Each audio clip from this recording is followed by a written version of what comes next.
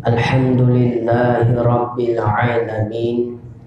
Allahumma salli wa sallim wa barik ala Sayyidina Muhammadin wa ala alihi wa ashabihi ajma'in. Subhanaka la ilma lana illa ma 'allamtana innaka antal alimul hakim. Rabbi shrah li sadri wa yassir li amri wahlul 'uqdatam min lisani yafqahu qawli. Allahumma arzuqna fahman nabiyyin wa hifdzal mursalin wa ilhamal malaikatil muqarrabin bi rahmatika ya arhamar rahimin wa la haula wa la quwwata illa billahil aliyyil azim. Alhamdulillah, segala puji syukur kehadirat Allah Subhanahu wa ta'ala yang telah memberikan nikmat kesehatan dan kesempatan kepada kita semua, sehingga pada malam hari ini kita dapat berkumpul kembali melanjutkan kajian kita sebagaimana biasa, membahas kajian tauhid dari kitab Kifayatul Awam dan kajian tentang rumah tangga Islami dari kitab Al-Muhimmah. Salawat dan salam tidak lupa pula kita hadiahkan kepada junjungan kita baginda Nabi Muhammad sallallahu alaihi wasallam. Allahumma salli wa sallim wa barik alaihi. Mudah-mudahan dengan banyaknya kita bersalawat kepada beliau, kita ini merupakan salah satu di antara umatnya yang mendapatkan syafaat di hari akhir kelak. Amin ya rabbal alamin. Yang saya muliakan dan hormati tuan-tuan guru, para ustaz, ustazah, muallim, muallimah, para jamaah, bapak, ibu, hadirin wal hadirat rahimakumullah.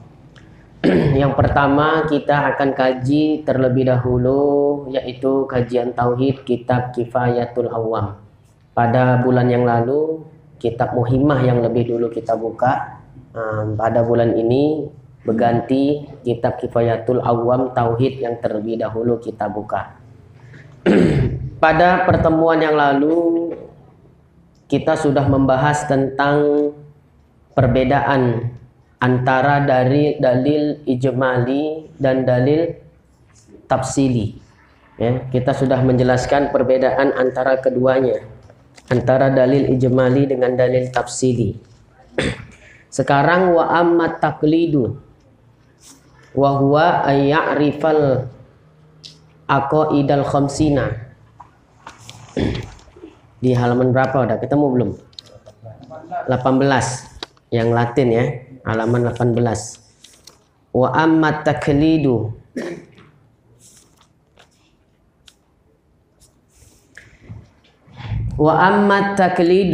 adapun taklid. Taklid adalah lawannya ma'rifah. Ya, kemarin udah kita bahas ma'rifat itu apa. Wa amma taqlidu, adapun taklid, wa huwa ayya'rifal aqaidal khamsina.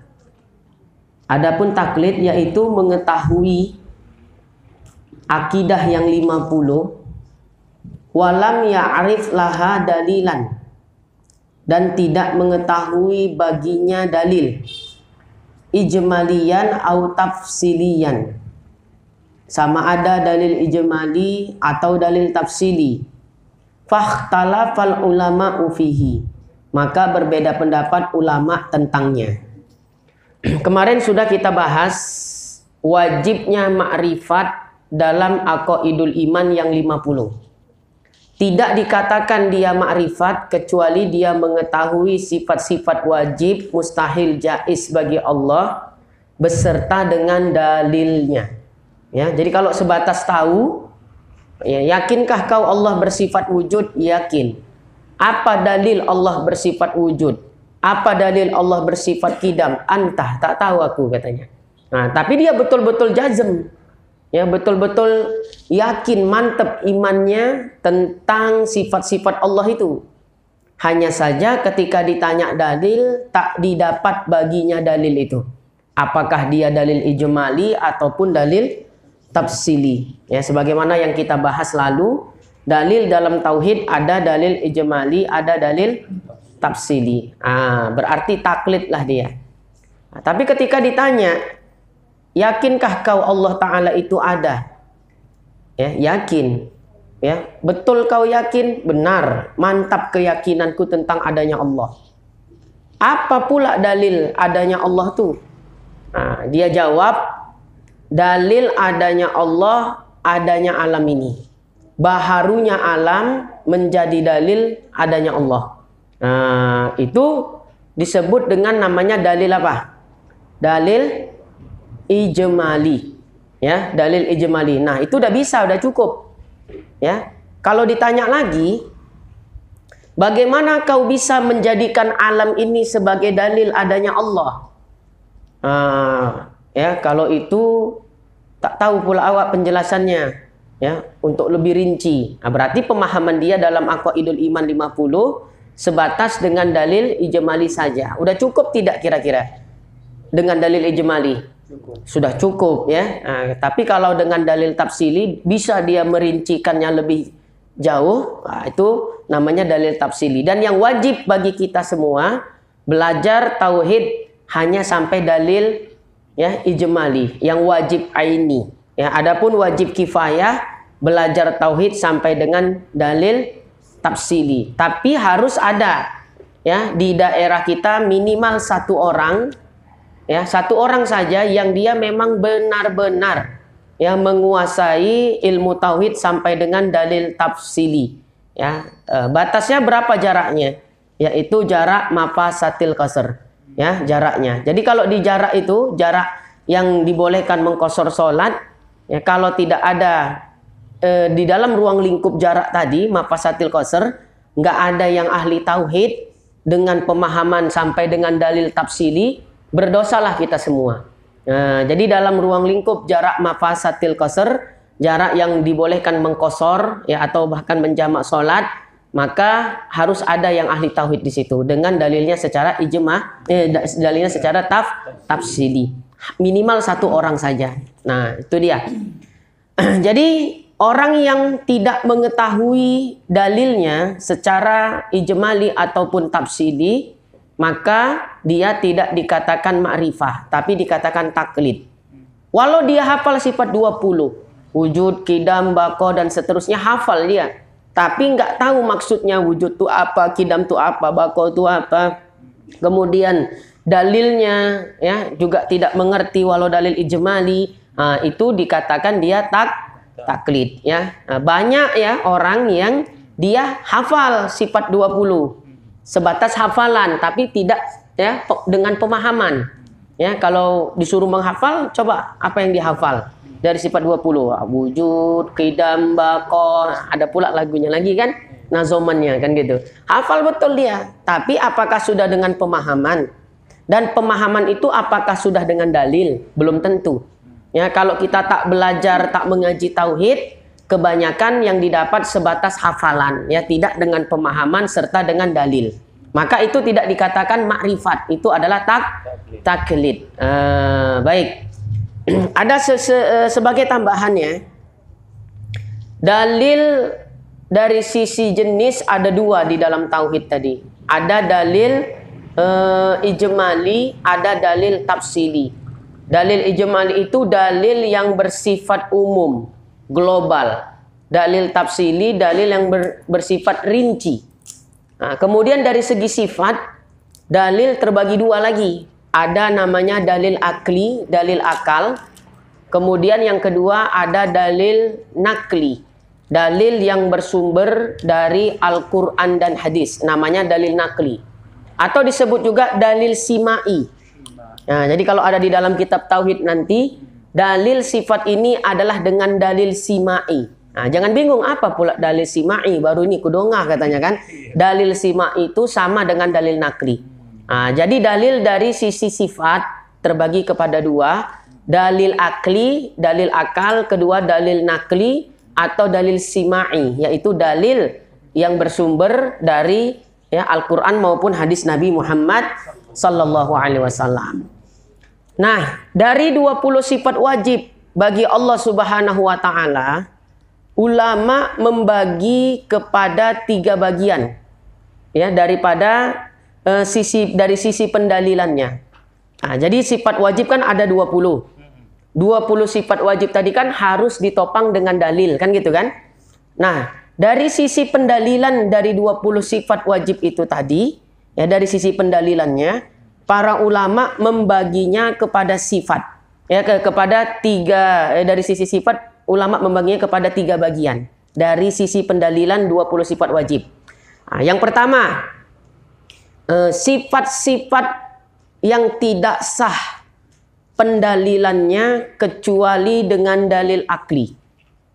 Ya, dari 20 sifat, ya, ada sifat-sifat yang tidak sah pendalilannya kecuali diambil dari dalil akli. Ya, dari dalil akal.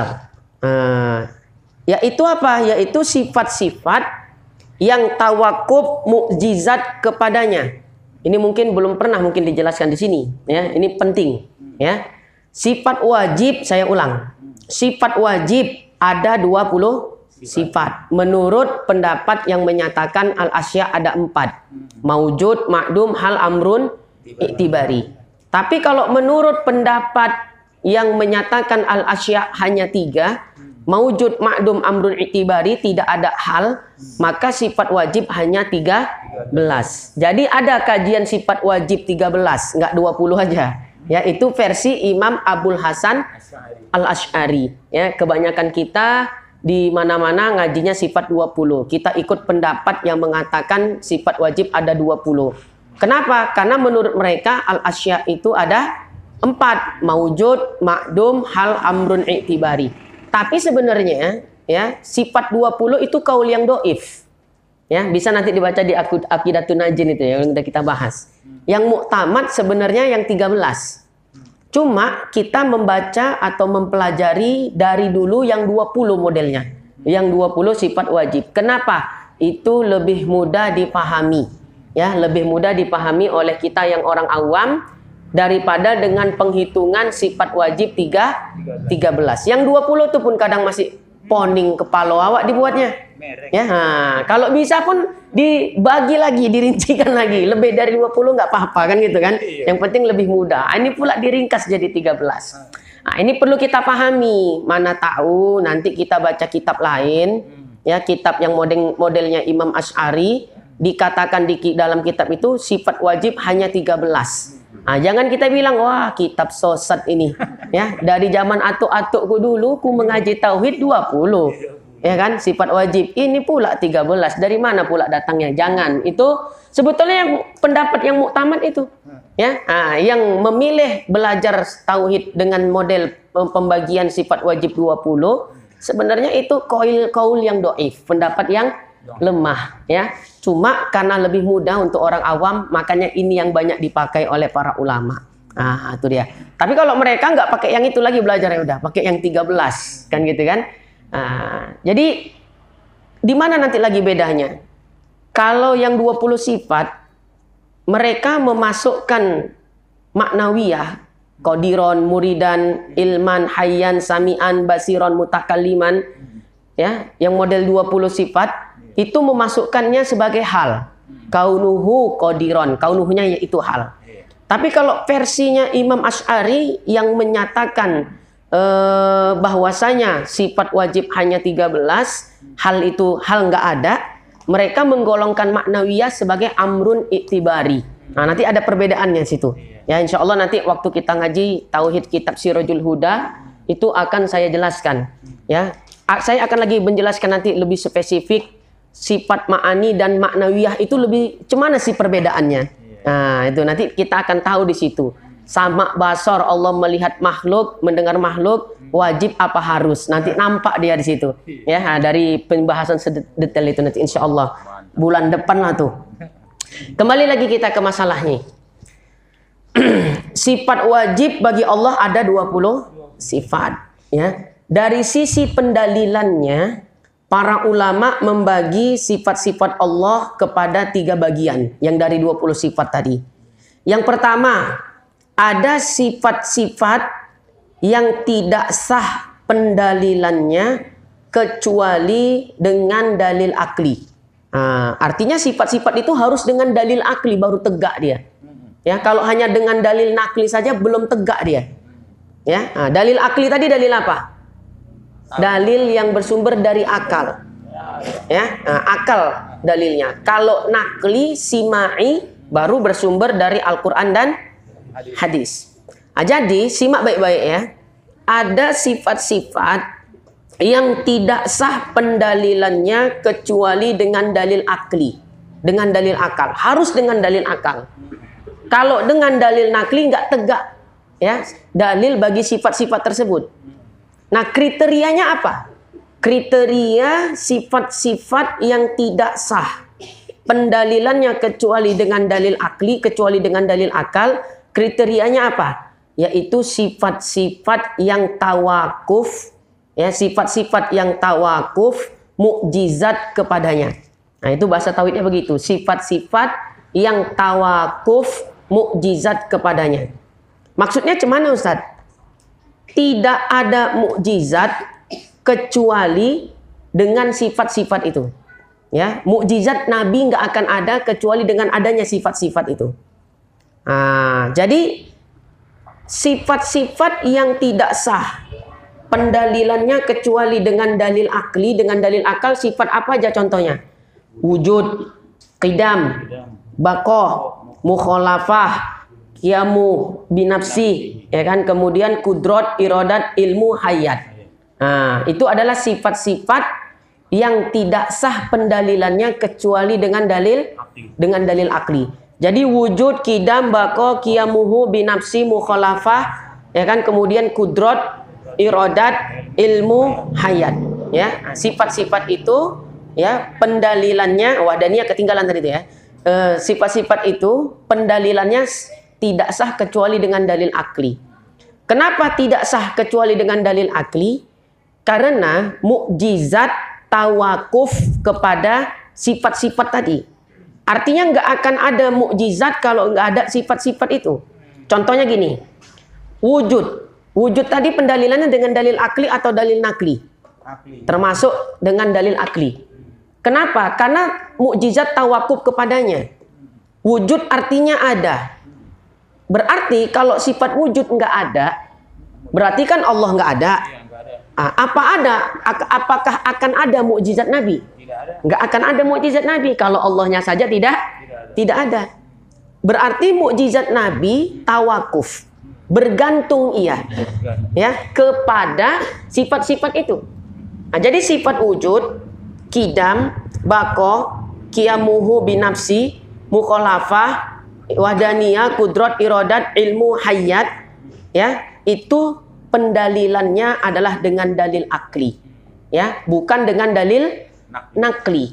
Walau nanti sebagai penguat, ya sebagai penopang aja, barulah disandarkan dengan dalil nakli sebagai penopang. Tapi dalil utamanya pada sifat-sifat yang disebut tadi, dalil utamanya adalah dalil akal, ya bukan dalil nakli, bukan dalil Al-Quran dan hadis. Ya, kenapa? Karena mukjizat tawakuf kepada sifat-sifat ini, bergantung mukjizat kepada sifat-sifat ini. Saya ambil contoh satu aja tadi, sifat wujud. Wujud artinya ada. Ya, andai Allah tidak ada, ya andai tidak ada sifat wujud, berarti Allah tidak ada. Karena dia hal-hal nafsiyah. Kalau ikut pendapat yang mengatakan al-asya 4 memasukkan hal ke dalamnya, wujud adalah hal nafsiyah. Ya, hal itu ada dua, hal nafsiyah dan hal maknawiyah. Tergolong kepada hal nafsiyah. Artinya apa? Tidak ada zat kecuali dengan dia, dengan sifat wujud itu. Wujud artinya ada. Kalau tidak bersifat dengan sifat wujud, berarti Allah tidak ada. Berarti zat bergantung ia, lazim kalau bahasa kita, melazimi kepadanya. Baik. Ya, wujud artinya ada.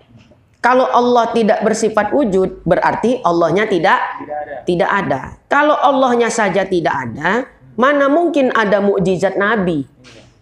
Berarti mukjizat tawakuf kepada sifat wujud.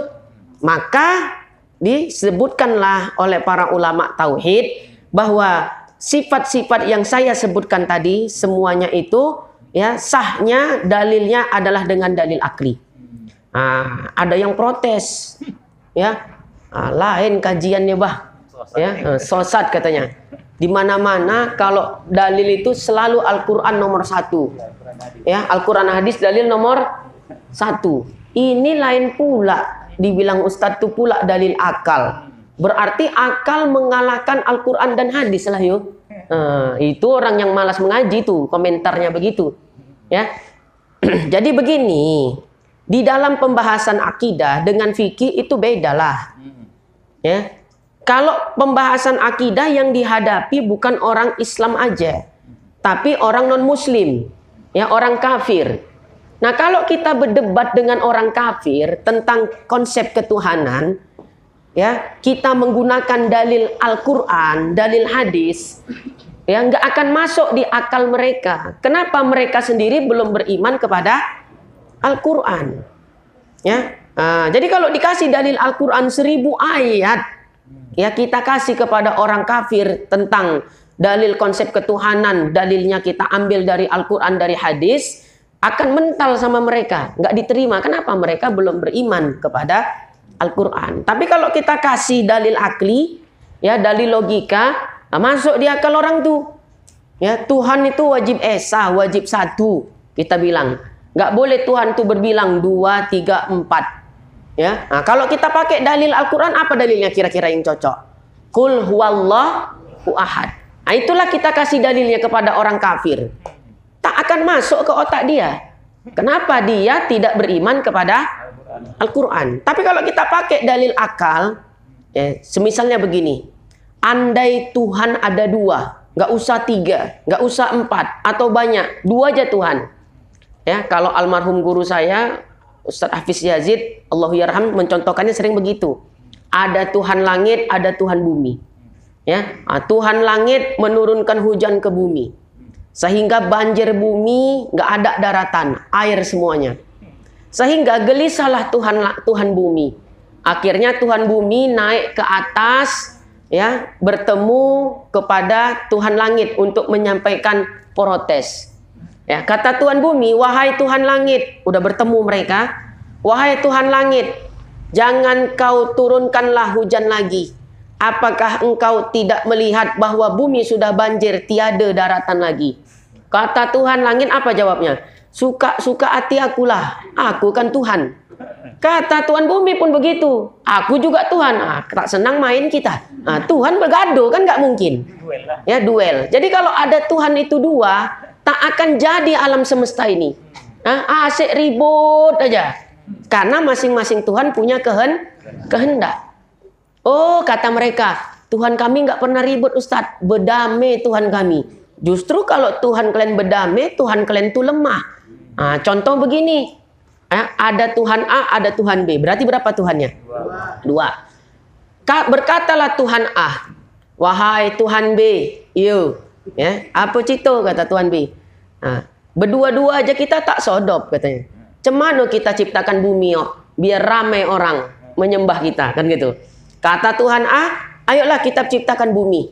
Ya, kata Tuhan B, molah katanya. Ayolah kita ciptakan yuk bumi. Kata Tuhan A, aku hendak menciptakan bumi bentuknya bulat. Kata Tuhan B, tak suka pula aku bumi bulat, aku suka bumi datar. Makanya ada sekarang paham bumi datar kan gitu kan. Aku tak hendak menciptakan bumi itu bulat, aku hendaknya menciptakan bumi itu datar. Ya, kalau berselisih lagi, ya masing-masing tak mau mengalah, ribut nggak lagi? Tak jadi bumi itu.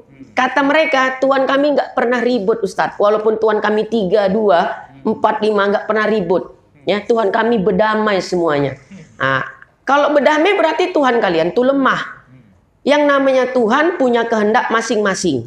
Dan setiap kehendak Tuhan nggak mungkin ikut kepada kehendak selainnya. Tuhan punya kehendak kan gitu kan. Nggak mungkin kehendak Tuhan tunduk kepada kehendak selainnya. Tuhan punya kehendak, kita juga punya kehendak. Kehendak siapa yang tunduk? Kehendak kita tunduk kepada kehendak Tuhan, atau kehendak Tuhan tunduk kepada kehendak kita? Nah, kehendak kita yang tunduk kepada kehendak Tuhan. Nah, jadi cerita bumi bulat, bumi datar tadi. Ya kata Tuhan B, udahlah, daripada ribut-ribut kita tak siap-siap nanti bumi. Kalau begitu aku mengalah aja sama kau. Walau aku berkehendak menciptakan bumi itu datar, kau berkehendak menciptakan bumi itu bulat. Ya karena kamu kakak senior, katanya kan gitu kan. Nah, maka aku mengalahlah. Ya, ciptakanlah bumi itu bulat. Nah, berarti yang jadi kehendak Tuhan apa? Tuhan B. Kehendak Tuhan A. Dan apa faktanya di sini? Berarti Tuhan B kehendaknya tunduk kepada selain kehendak dirinya. Mana mungkin Tuhan tunduk kepada selainnya? Nah, berarti nggak mungkin Tuhan itu berbilang. Kalaupun kata mereka Tuhan mereka berdamai, tak pernah bertengkar, kata mereka, justru menunjukkan itu bukan Tuhan. Ya, nah, kenapa? Kenapa? Karena Tuhannya lemah. Loh kok lemah pula Ustadz? Iyalah, kalau berdamai berarti salah satu Tuhan ada yang mengalah dengan Tuhan lain. Kan lemah tuh berarti Tuhan tuh. Kalau kita kasih, ini dalil akli atau dalil nakli namanya? Akli. Dalil akli kan? Lebih masuk akal apa enggak di otak mereka? Lebih masuk daripada Al-Quran. Jadi jangan cepat-cepat mengamuk. Kalau dibilang tauhid itu dalil utamanya dalil akli daripada dalil nakli. Jangan cepat mengamuk, itu tujuannya. Ya, berdebat sama orang non-muslim. Allah, Tuhan kami Esa. Oh, kami 3.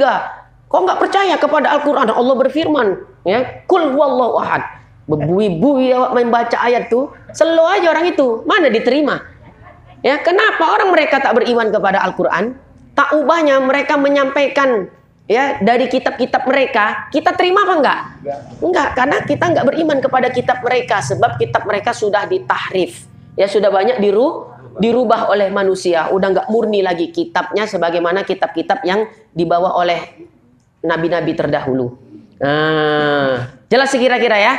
Jadi itulah sebabnya kenapa dalil akli, dalil akal lebih diutamakan daripada dalil nakli, daripada dalil Al-Quran dan hadis ya dalam perkara tauhid. Tapi kalau dalam fikih barulah dalil nakli, dalil Al-Quran dan hadis itulah pelopor utamanya. Kalau dalam ilmu fikih nggak bisa kita ijtihad sendiri tanpa ada dalil, nggak bisa. Itu kalau dalam fikih. Nampak ya penjelasannya jelas ya? Jadi dari 20 sifat wajib bagi Allah Subhanahu wa taala, ada sifat-sifat yang tidak sah pendalilannya kecuali dengan dalil akli. Kok bisa? Ya karena ya mukjizat tawakuf ia kepada sifat-sifat tersebut. Tawakuf itu maksudnya gimana? Mukjizat itu bergantung kepada sifat-sifat itu. Seperti sifat wujud, qidam, baqa. Nah, sifat-sifat ini dalilnya adalah dalil akli. Dalil utamanya adalah dalil akli, dalil akal. Baru ditopang dengan dalil nakli, ya, yaitu dalil Al-Quran dan hadis. Nah, contohnya sifat wujud. Wujud artinya ada. Dengan adanya sifat ini, maka kita wajib mengimani Allah itu ada. Andai tidak ada sifat wujud, berarti ternafi pula lah Allah Ta'ala. Berarti Allah tidak ada. Nah, kalau Allah tidak ada, maka tidak ada juga lah mukjizat Nabi. Nah, tartibnya begitu. Nah, kemudian ada yang komplain. Sudah disebutkan di awal kan tadi jelas. Kewajiban pendalilan sifat-sifat yang telah disebutkan itu mesti dengan dalil apa? Dalil akli. Kan gitu kan? Kenapa? Karena seandainya pendalilan sifat-sifat tersebut dengan dalil nakli, ya, maka penetapan sifat-sifat tersebut pun tawakuf kepada dalil nakli. Ya, simak nih ya, saya ulang sekali lagi, agak sulit nih, makanya pelan-pelan saya jelaskannya. Sifat-sifat tadi, wujud, qidam, baqa, sampai sifat hayat, ya, kewajiban pendalilannya dengan dalil akli atau dengan dalil nakli? Dengan dalil akli, ya. Jadi kewajiban pendalilan sifat-sifat tersebut adalah dengan dalil apa? Dalil akli, dalil akal. Nah, seandainya Ya, pendalilannya adalah dengan dalil nakli, dalil simai, yaitu dalil Al-Quran dan hadis, maka penetapan sifat-sifat tersebut tawakuf pula kepada dalil nakli, bergantung kepada dalil nakli.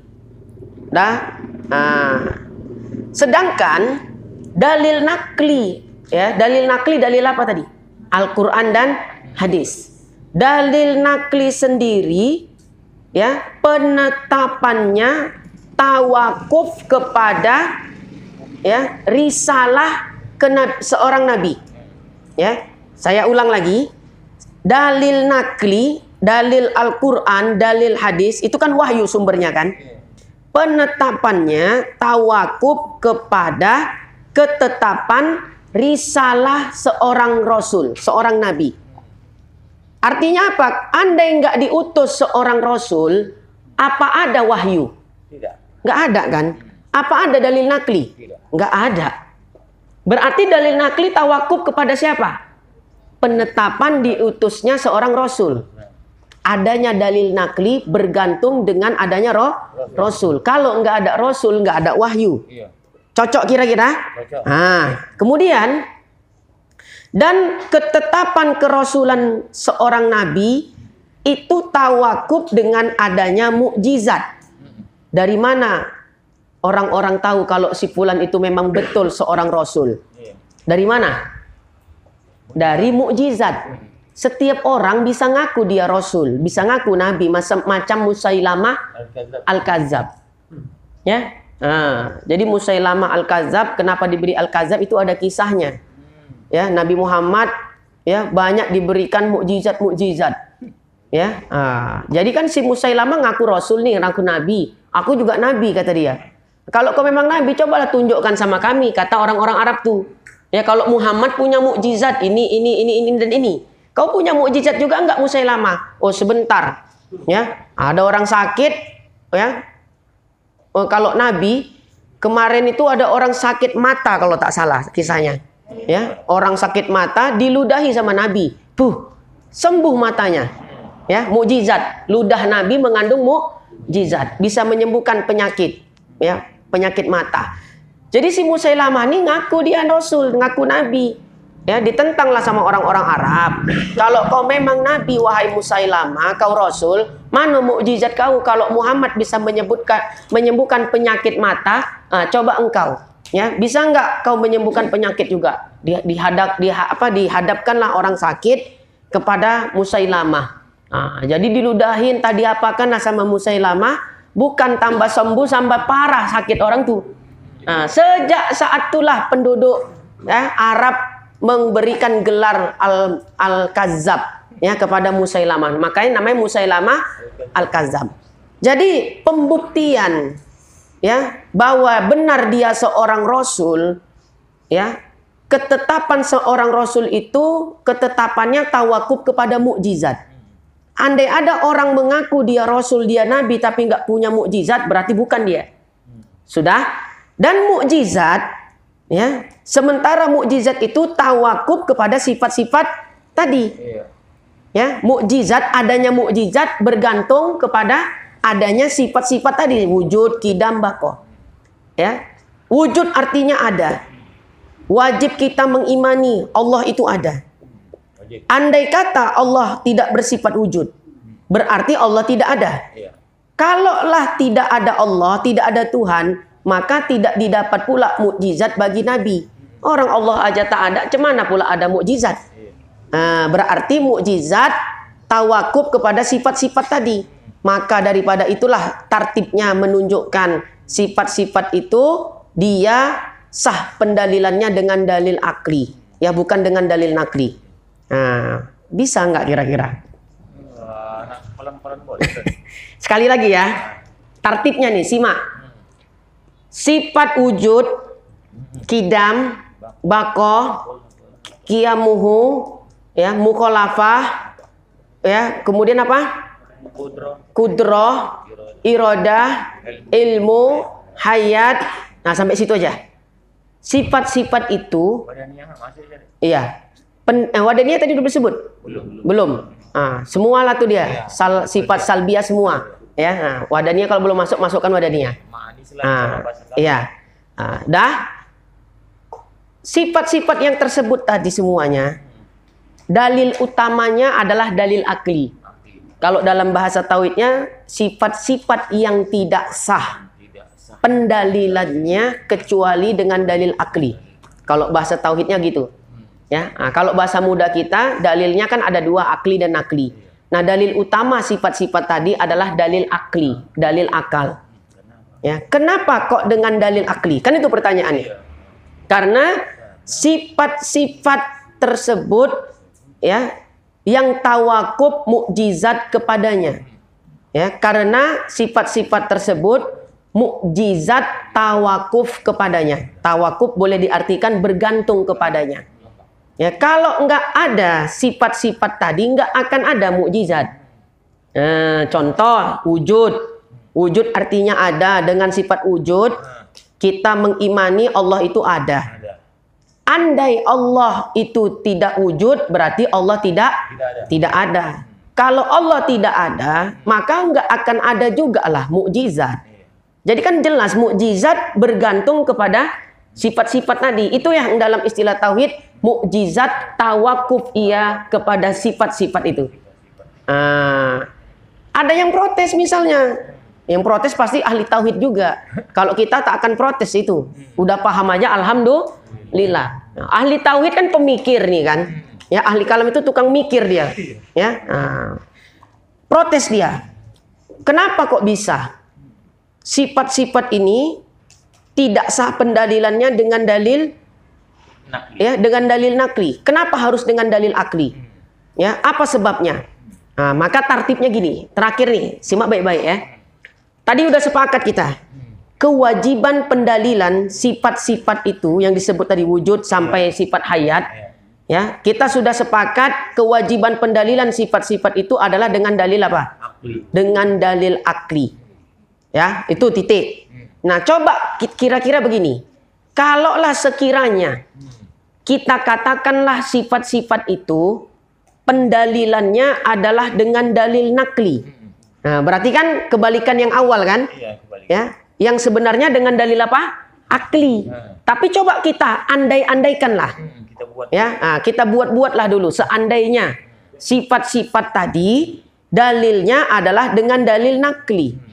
Berarti ya sifat-sifat itu tawakufnya kepada dalil nakli. Artinya apa?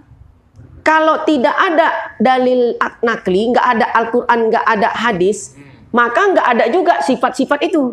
Kan gitu pemahamannya jadi. Ya, seandainya sifat-sifat tadi wujud, qidam, baqo sampai sifat hayat, dalilnya adalah dalil nakli, dalil Al-Quran dan hadis. Berarti ya sifat-sifat tersebut tawakuf ia kepada dalil nakli. Maksudnya cemana? Ya, berarti kalau tidak ada dalil nakli, nggak ada Al-Quran, nggak ada hadis, nggak ada lah sifat-sifat tadi. Dari situ aja udah bisa kita pikirkan. Nggak masuk akal. Ya, kalau nggak ada Al-Quran, Allah itu nggak masuk akal kan itu pemahamannya. Oke, ya, jangan cepat kali kita potong dulu. Panjang nih ceritanya. Sudah?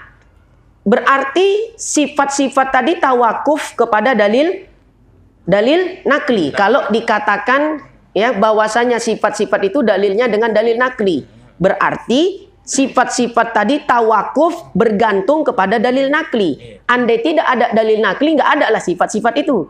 Nah, itulah pemahamannya. Nah, kemudian dalil nakli, dalil Al-Quran dan hadis itu kan sumbernya wahyu. Betul nggak? Betul. Nah, wahyu bergantung atau tawakuf kepada ketetapan risalah seorang rasul. Andai nggak diutus seorang rasul, nggak akan ada wahyu, nggak akan ada dalil nakli. Nah, dapat kita kira-kira dalil nakli tawakuf kepada ketetapan risalah seorang rasul. Dalil nakli tawakuf kepada ketetapan risalah seorang rasul. Dalam arti kalau nggak ada diutus seorang rasul, nggak ada risalah seorang rasul, nggak akan ada itu dalil nakli.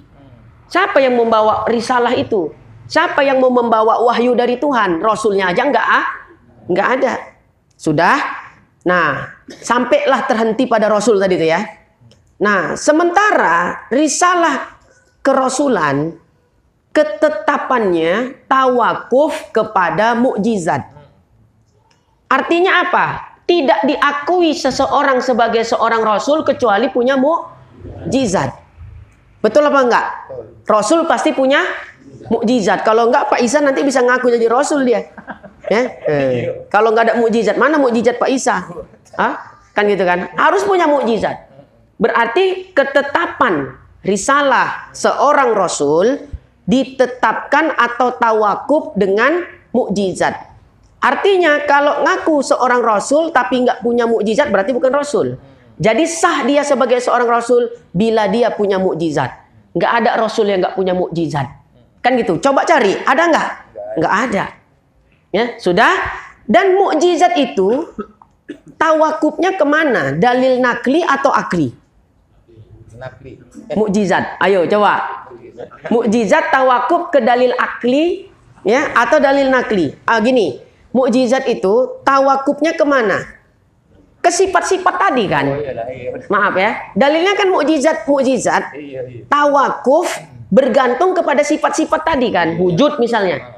Ya kan udah jelas. Wujud artinya ada. Ya, dengan sifat wujud, maka kita mengimanilah Allah itu ada. Ya, kalau tidak ada wujud, Allah berarti nggak ada. Kalau Allah nggak ada, mana ada mukjizat? Nah, jadi nggak cocok. Kalau dikatakan sifat-sifat itu sah pendalilannya dengan dalil nakli. Sementara sampai ujung diruntut, ya dalil nakli tawakuf ke mukjizat. Ya, kalau diruntut. Sementara mukjizat sendiri dia tawakufnya kepada sifat-sifat tadi. Ya, wujud, kidam, bako. Kudroh. Kalau Allah nggak kuasa, nggak mungkin lah. Ya, kalau Allah tidak bersifat kudrot, ya maka Allah nggak akan kuasa, kan gitu, memberikan mukjizat kepada para rasul atau para nabi. Ya, Allah wajib bersifat kudrot, makanya Allah bisa memberi mukjizat yang luar biasa kepada para rasul. Berarti mukjizat bergantung nggak kepada sifat kudrot, bergantung kepada sifat kudrot. Nah, itu maksudnya. Jadi kenapa dikatakan ya?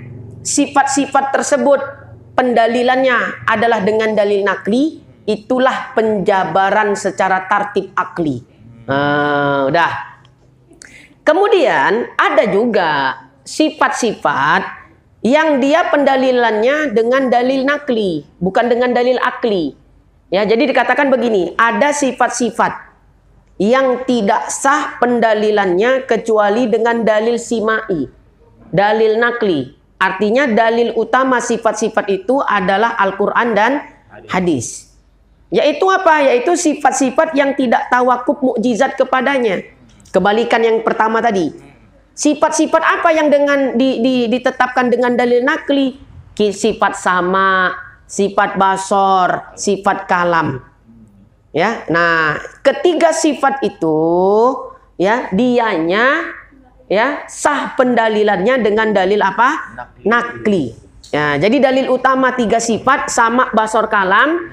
Ya, pendalilan utamanya adalah dengan dalil Al-Quran dan hadis, dalil nakli. Nah, kalau sifat wujud kidam bako mukhalafatul lil hawadis qiyamu binafsi wahdaniyah kudrat iradat ilmu hayat, dalil utamanya adalah dalil akli. Ah, udah dapat kira-kira belum? Dapat. Ya? Udah dapat kan? Dapat sih. Jadi sifat sama basor kalam dalilnya dengan dalil nakli. Ya, kenapa dengan dalil nakli, dalil Al-Quran dan hadis? Karena mukjizat tidak tawakuf kepada sifat-sifat ini. Andai kata Allah nggak punya sifat sama, nggak punya sifat apalagi basor kalam, mukjizat Nabi tetap akan ada. Yang penting Allah wujud kidam bako kudrat iradat ilmu hayat. Udah, ya.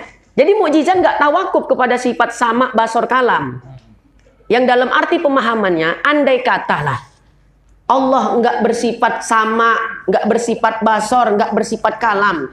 mukjizat tetap ada, mukjizat Nabi tetap ada. Karena mukjizat Nabi bergantungnya tidak kepada 3 sifat ini, tapi kepada sifat-sifat yang disebut tadi, wujud, qidam, baqah, mukhalafah, ya, qiyamu binafsi, wahdaniyah, kudrat, iradat, ilmu hayat. Mukjizatnya bergantung kepada ya sifat-sifat itu. Nah, kemudian Imam Ad-Dasuqi, ya, ada namanya kitab Asyiyah Ad-Dasuqi, kitab tauhid yang paling populer, namanya Matan As-Sanusi. Kemudian banyak sekali disyarahkan kitab Matan As-Sanusi. Ya, di antaranya syarah Matan As-Sanusi dalam kitab Arab Melayu. Ada kitab Aqidatun Najin, itu syarah dari Matan As-Sanusi. Kemudian kitab Sirajul Huda, itu juga matan dari kitab Matan As-Sanusi. Nah, kemudian syarah kitab Matan Sanusi itu yang paling terkenal namanya Hasyiah Ad-Dasuqi. Penyusunnya Imam Ad-Dasuqi. Nah, apa kata beliau? Sifat 20 dalilnya adalah dalil akli selain sama basor kalam. Nah, kan baru berapa itu? 13 ya?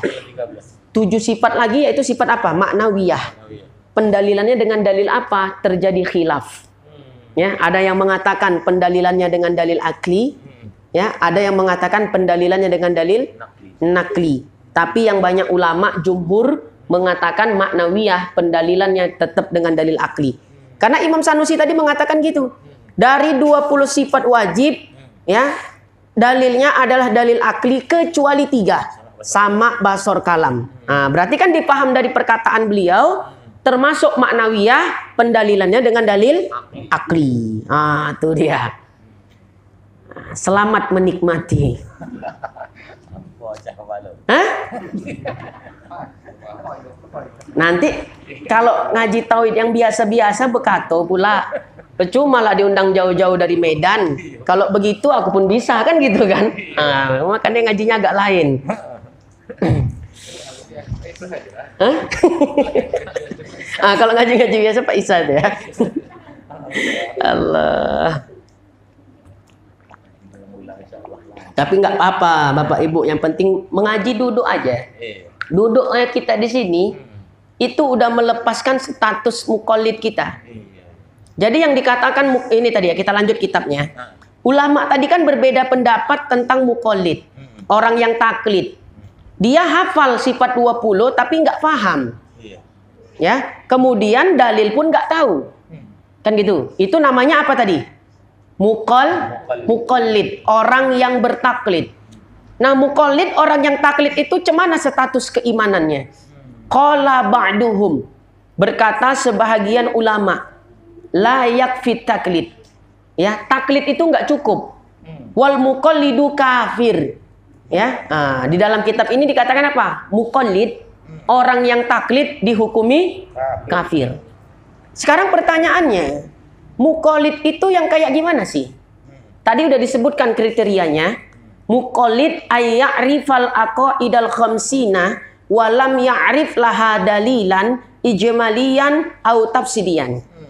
Orang yang mengetahui sifat 20, ya, aqaidul iman 50 dia tahu atau hafal lah dia. Ya, tapi dia tidak paham. Udah tak paham, tak tahulah dalil. Baik dalil ijmali atau dalil tafsili. Nah, realita sekarang di kehidupan kita saat ini, yang digolongkan orang yang muqallid itu yang mana? Apakah kita yang duduk di sini dikatakan muqallid? Kan gitu. Yang dikatakan muqallid atau orang yang taklid di kehidupan realita kita, orang yang di luar-luar tuh yang tak pernah mau ngaji tauhid. Itulah yang dikatakan muqallid. Adapun kita yang sering duduk di majelis, ikut ngaji tauhid, walau dapat mungkin cuma 20% pemahaman dari 100%, ya, penjelasan guru, penjelasan ustadz yang bisa dipahami sekitar 20-30% aja. 70%-nya tak dapat awak. Tapi yang penting kita duduk di majelis, ya, mendengarkan penjelasan dan arahan guru. Maka kita nggak termasuk muqallid lagi. Jadi orang yang mendapatkan petunjuk dari guru dalam proses belajar, dia sudah lepas dari status muqallid. Kalaupun mau dibilang dia muqallid, namanya taklid sahih. Nah, tuh masuk ke golongan itu dia. Ya, taklid sahih. Kalaupun mau disebut sebagai orang yang muqallid, tapi muqallidnya taklid sahih. Tapi yang penting gurunya sahih juga akidahnya. Ya, jangan belok-belok juga ya. Itu dia. Jadi makanya tuh, cari guru harus jelas. Jadi kitab Aqidatun Najin kan udah disebutkan. Banyak orang sekarang yang mendakwakan dirinya sebagai orang yang faham. Ya, alim dalam ilmu tauhid misalnya. Tapi dia justru mengajak orang ke dalam kesesatan. Orang seperti ini lebih buruk dari Dajjal. Ya, di dalam kitab apa tuh? Aqidatun Najin. Makanya tengok gurunya kemana? Gurunya Pak Isa misalnya. Pak Isa pernah ngajinya ke siapa? Kan gitu kan? Oh, Ustadz Fulan, Ustadz Hafiz Yazid. Ustadz Hafiz Yazid ngajinya ke siapa? Kan jelas dia. Ya, ini ya ngaji belum pernah khotam, udah ngajar. Bahaya itu. Apalagi yang diajarkan tauhid. Nah, kalau tauhid dasar tak apalah. Itu dia, hati-hati ya. Jadi kalau taklidnya itu taklid sahih, gurunya akidahnya juga harus sahih, bukan akidah yang sesat ya. Aku mengaji juga tauhid Ustaz, rububiyah, uluhiyah, asma wa sifat. Sama siapa? Itulah guru kami pahamnya salaf katanya. Wah, itu ya taklidnya batil juga karena iktikad gurunya Allah bersemayam di atas arsy. Dah. Jadi kan kesimpulannya gitu nih. Yang penting Bapak Ibu, kita walau nggak dapat paham 100%, duduk aja kita mendengar penjelasan guru, walau lengket atau paham 20-30%, kita udah lepas dari status taklid. Ya, orang yang mendapat petunjuk guru bukan lagi dinamakan muqallid. Ya, sementara yang muqallid tadi ada ulama yang mengkafirkan. Jadi kita nggak masuklah orang-orang yang dihukumi kafir. Yang penting mendapat petunjuk guru. Bagaimana mau dapat petunjuk guru? Ngaji pun tak ondak. Makanya yang penting duduk, mengaji, simak. Walau yang dapat paham hanya 10, 20, 30%, ya tak apa-apa. Yang penting ya jangan jangan capek kita untuk ngaji. Ya apalagi ngaji tauhid. Inilah mengaji tauhid pelan-pelan. Supaya bisa difaham. Jadi status kami ini muqallid enggak Ustadz? Enggak. Ya, yang udah ikut ngaji, ya itu enggak muqallid lagi dia. Ya, berarti iman kami selamat ya Ustadz, enggak diperdebatkan ulama, tidak. Itu dia. Dan muqallid itu pun yang diperkarakan bukan imannya. Ya, imannya enggak diperkarakan, yang dipermasalahkan bagi muqallid itu jazmunya. Ya, jazmnya. Kenapa jazmunya atau jazmnya dipermasalahkan? Karena enggak ditopang dalil. Itu dia. Ya, jadi bukan orang yang taklid, bukan imannya yang diperkarakan. Jelas ya? Ya, iman orang muqallid, orang taklid udah mantap. Tapi yang diperkarakan adalah jazmnya. Kenapa kok diperkarakan jazmnya orang yang muqallid? Cemana tak dapat dia dalil? Kan itu kan. Cemana supaya dapat dalil tuh Ustaz? Mengajilah awak. Ya, mengaji tauhid. Udah. Itu pun pendapat yang mengatakan muqallid kafir, kekafirannya itu ya berlakunya di akhirat, bukan di dunia. Jangan nanti kita orang-orang di luar yang nggak mau ngaji tauhid, ya, aku ikut pendapat muqallid kafir. Kafir kita bilang nggak boleh. Ya, ada orang duduk-duduk di warung, nggak pernah belajar sifat 20. Kan itu muqallid tadi kan? Keimanan muqallid sebagian ulama menghukumkannya apakah? Kafir. Jangan begitu, jangan seperti ya setelah itu ketika ketemu mereka langsung kita bilang, kafir. Apa Pak Isa? Cak lagi bilang, kata orang di apa namanya di warung tuh. Kafir. Mengapa Pak Isa bilang kami kafir? Apa salah kami? Kalian tak ondak mengaji sifat 20. Berdasarkan kajian tauhid, kalian itulah muqallid. Kan? Muqallid tuh sebagian ulama berpendapat kafir. Kan gitu kan? Jangan begitu maksudnya. Ya, status kafir ini nanti berlakunya di mana? Di akhirat, ya, bukan di dunia. Kalau di dunia, lid dunia, wa amma binisbati lid dunia, fatajri alaihi ahkamul imani ittifaqan. Itu di dalam Kifayatul Awam syarahnya. Ya, adapun nisbah ketika di dunia, maka mereka dihukumkan orang yang beriman sepakat berdasarkan kesepakatan ulama. Jadi kalau mereka mati, ya dimandikan, dikafani, disolatkan, kemudian dikebumikan. Nah, kalau ada di sini guru yang bilang orang yang tak mengaji sifat 20, ya jangan disolatkan jenazahnya. Nah, itulah gara-gara nggak ngaji khatam itu. Ya ngajinya tidak khatam. Kenapa? Karena menurut dia kan kafir. Ya mukolid adalah kafir. Pernah ada begitu tak di sini? Ya, tak ada ya. Nah, ada di daerah mana tuh saya dapat begitu. Ada yang mengadu begitu. Ya nggak usah disolatkan itu jenazah-jenazah yang nggak mau belajar tauhid. Ya, kenapa? Kan mukolid. Ya, sebagian ulama berpendapat mukolid adalah kafir katanya. Saya senyum aja itu saya bilang ngajinya nggak khatam tuan guru tuh mungkin saya bilang ya. Nah, ini di sarahnya ini jelas yang punya kitab Kifayatul Awam ada itu di tengah itu. Wal muqallidu kafir ay ghairu naj fil akhirah. Muqallid kafir yaitu tidak selamat di akhirat.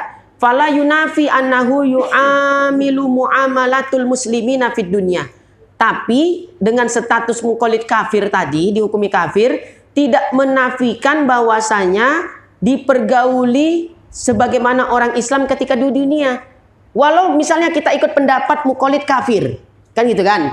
Bukan berarti kalau mati jangan dimandikan, jangan dikafani, jangan disolatkan, jangan dikuburkan di kuburan muslim. Enggak. Dia tetap dipergauli sebagaimana orang muslim secara umum. Nah gitu dia. Nah, itu kan udah jelas. Jadi kalau ada yang bilang orang yang nggak belajar tauhid sifat 20 itu jangan ngapain kalian solatkan itu. Orang kafir itu. Kok begitu tuan guru? Iyalah muqallid itu kan kafir katanya. Ya, status kekafirannya berlaku di mana? Di akhirat. Kalau di dunia tetap dipergauli sebagaimana orang Islam semestinya. Itu pun kalau ikut pendapat yang mengatakan muqallid kafir. Pendapat yang muktamad muqallid kafir apa tidak? Pendapat yang kuat muqallid tidak sampai kafir. Dia tetap mukmin, dia tetap beriman, tapi namanya mukmin asi. Orang beriman yang senantiasa berdosa. Ya, sampai kapan dia berdosa? Sampai dia mau belajar tauhid. Jadi selama mereka tak belajar tauhid, selama-lama itulah dia berdosa, tapi nggak sampai kafir. Nah, itu pendapat yang sahih. Sikit lagi. Zahaba ilaihi Ibnul Arabi. Telah datang pendapat muqallid kafir itu adalah pendapat Imam Ibnul Arabi. Wasanusiyu dan pendapatnya Imam Sanusi. Wa atala fi syarhil kubra. Ya, yang dijelaskan secara panjang lebar oleh Imam Sanusi fi syarhil kubra. Di dalam kitab beliau namanya Syarhul Kubra. Imam Sanusi itu punya 2 kitab. Yang namanya yang pertama Syarhul Kubra, yang kedua namanya Syarhus Shaghir. Ya, Syarhul Kabir, Syarhul Shaghir. Jadi yang pertama yang mana? Yang Syarhul Kabir.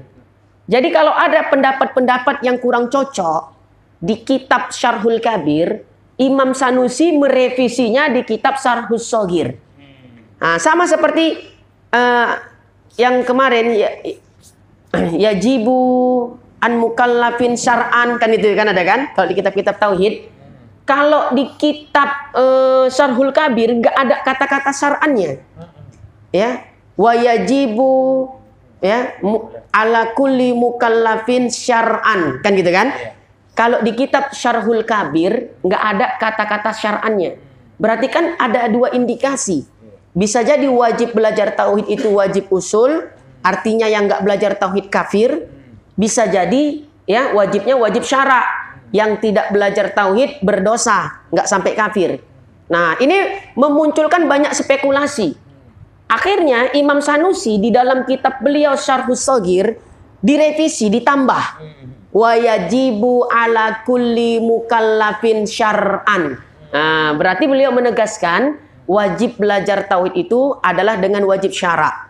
Artinya yang nggak belajar tauhid berdosa saja, tidak sampai kafir. Nah, gitu dia. Ngerti kan? Nah, jadi Imam Sanusi di dalam kitab Syarhul Kabir ya, firraddi ala ma yaqulu bi kifayatin taklid. Beliau menolak pendapat orang yang mengatakan cukup taklid. Berarti Imam Sanusi dalam kitab Syarhul Kabir mengatakan orang yang taklid kafir. Nah, udah ya, di dalam kitab apa? Syarhul Kabir, Imam Sanusi mengatakan orang yang taklid itu kafir.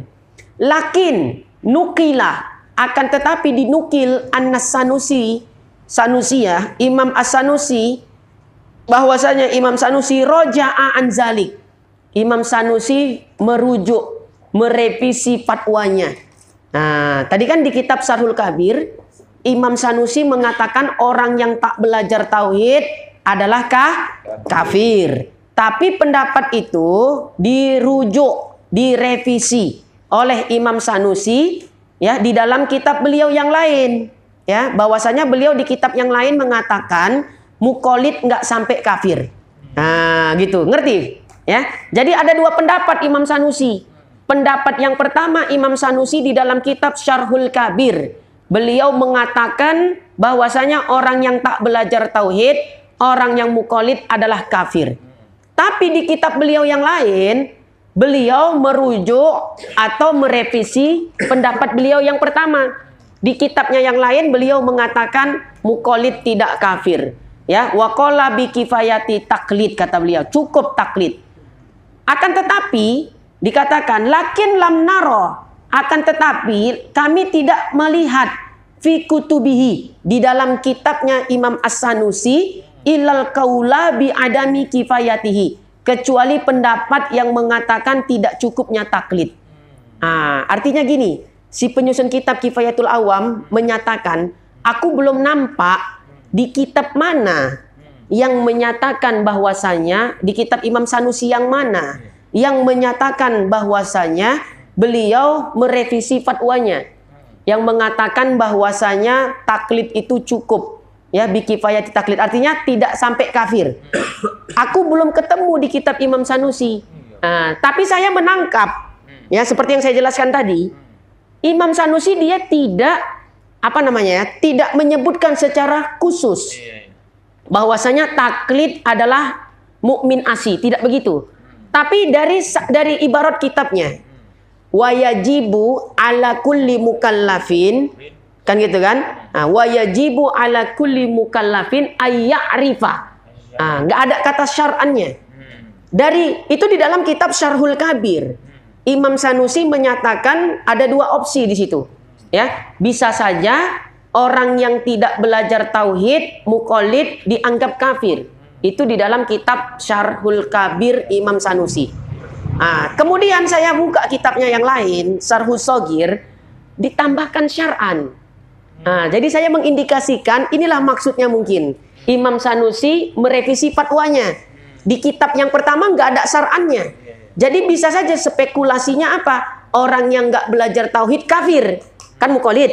Setelah ditegaskan di dalam kitab yang lain, Syarhus Shagir, wayajibu ala kulli mukallafin syar'an ayya'rifa. Ditegaskan kata-kata syar'an itu menunjukkan apa? Menunjukkan Imam Sanusi memilih pendapat mukallid itu tidak kafir.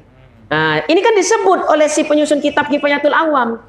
Imam Sanusi dikatakan merevisi pendapat beliau yang menyatakan mukallid itu kafir. Tapi beliau bingung. Tapi aku nggak lihat di kitab beliau yang mana. Memang nggak ada. Saya bongkar-bongkar itu kitab Imam Sanusi itu Pak Isa, nggak nampak. Tapi saya menangkap dari definisi tadi. Wayajibu ala kulli mukallafin syar'an. Wajibnya kan wajib syara. Berarti mukmin asli, mukallid itu. Mukmin beriman tapi dia maksiat. Karena definisi wajib syara apa? Dikerjakan berpahala, ditinggalkan berdosa. Kan nggak sampai kafir dia. Saya menangkapnya dari situ. Tapi entahlah. Ya, tapi saya menangkapnya rasa-rasanya begitu dia. Jadi jauk ya, kalau baca kitab ada jauk itu. Jauk itu namanya rasa ya. Ini rasanya bukan rasanya haram, bukan gitu. Maksudnya ada seperti chemistry gitu ya. Jadi saya rasa kalau saya ya 90% ya yang dikatakan oleh ulama-ulama bahwa Imam Sanusi telah merujuk fatwanya yang mengatakan mukallid itu kafir, 90% saya menangkap dari kalimat tadi. Wayajibu ala kulli mukallafin syar'an. Kan tegas itu. Wajibnya wajib syara, dikerjakan berpahala, ditinggalkan tidak berdosa. Sudah, wallahu a'lam bishawab.